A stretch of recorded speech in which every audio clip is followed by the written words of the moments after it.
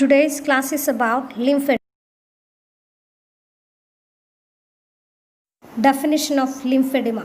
Localized swelling of the body caused by an abnormal accumulation of lymph is called lymphedema. Types of lymphedema. Based on etiology, lymphedema may be divided into two groups. A. Primary lymphedema. In this, there is a developmental error of the regional lymphatic system. B. Secondary lymphedema. In this, there is acquired pathology of the defective local lymphatic system. Primary lymphedema. It may be familial. Two forms of familial or hereditary lymphedema are 1. Noni-Milroy, that is type 1. 2. Latasia magere, type 2.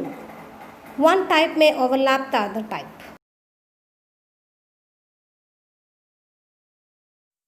We will go through the type 1 and type 2 in detail. First, Noni-Milroy's type 1. This type is inherited in an autosomal dominant manner, and the dominant gene is located on chromosome number 5. This type of lymphedema is characterized by browny lymphedema of the both legs, genitalia, arms, and even face. Such lymphedema develops from birth to before puberty. It is associated with wide range of lymphatic abnormalities on lymph angiography.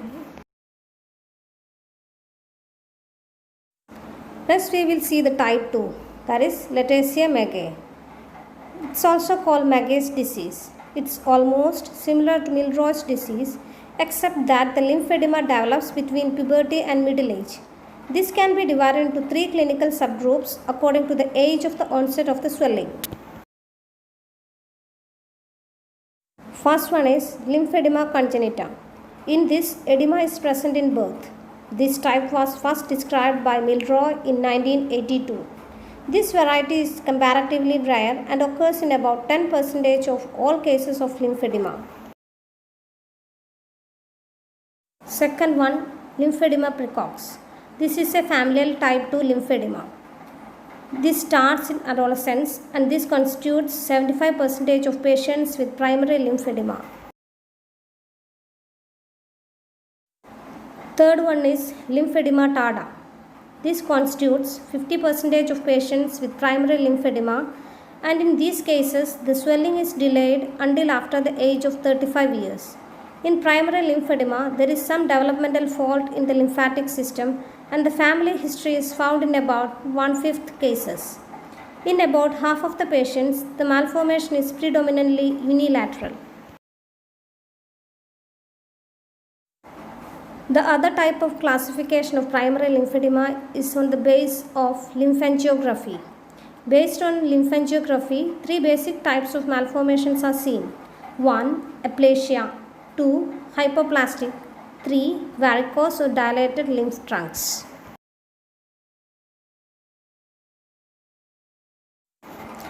First we see aplasia. Aplasia of the subcutaneous lymph trunks in the limbs is found in 13% of the patients. Lymphatic vessels are absent, but there are lymph spaces with no attempt to form lymphatic channels. This is the severe malformation and is often associated with the congenital variety. Second one is hypoplastic. This is the commonest variety. 75% of the subcutaneous lymphatic trunks in the leg are hypoplastic. They may be too small in size and in number. In this, there is solitary lymph vessels which ascends the limb without normal bifurcation and branching. This may be termed solitary hypoplasia, which may extend up to the knee or even up to the groin. In a small number of patients, hypoplasia may affect the lymph nodes in the groin, while the lymph trunks remain normal. The third type, varicose or dilated lymph trunks. This type is seen in 12% of patients with primary lymphedema. In this condition, the subcutaneous tissue are filled with dilated and tortuous lymphatics, which are incompetent and allow retrograde reflux of lymph.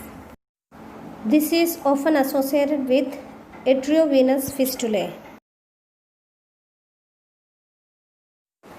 The varicose state may extend proximally to involve the pelvic and even para-aortic lymph trunks. This allows retrograde flow of intestinal chyle into the groin and thigh. Chyle-filled vesicles may appear in the skin of the leg and troublesome leak of milky lymph may develop. Clinical features of primary lymphedema. Primary lymphedema is mostly seen in adolescent girls. The swelling begins insidiously without any apparent cause. The patient first notices a little puffiness around the angle, which disappears after a night's rest. Gradually, the edema progresses. Severe swelling is unusual until several years. The swelling is painless. The main complaint of the patient is cosmetic appearance. Prognosis. The prognosis of the primary lymphedema depends on the type and the extent of the malformation. While lymphatic function is severely prejudiced in aplasia and the varicose type, hypoplastic variety is less troublesome. Secondary lymphedema.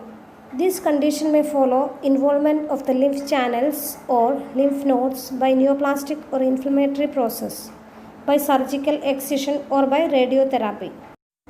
In some areas, parasitic infestation with filariasis is destructive within the lymph nodes and may produce secondary lymphedema, where the malformation is widespread over an entire limb. Clinical features of secondary lymphedema. Secondary lymphedema develops much more rapidly.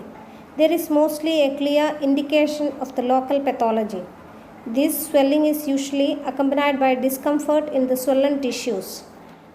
Recurrent cellulitis is also seen, and the infection is usually due to streptococcus. High pyrexia and rigors are usually accompanied with. Clinically, it is difficult to differentiate venous from lymphatic edema, but skin changes, pigmentation, atrophy, and tendency to ulceration favor post-phlebitic swelling of venous origin. In lymphedema, the skin remains usually healthy except slight thickening, hyperkeratosis, and recurrent cellulitis. Pain is an important symptom of venous etiology, which is rarely seen in lymphedema. Thank you for listening. See you in the next class.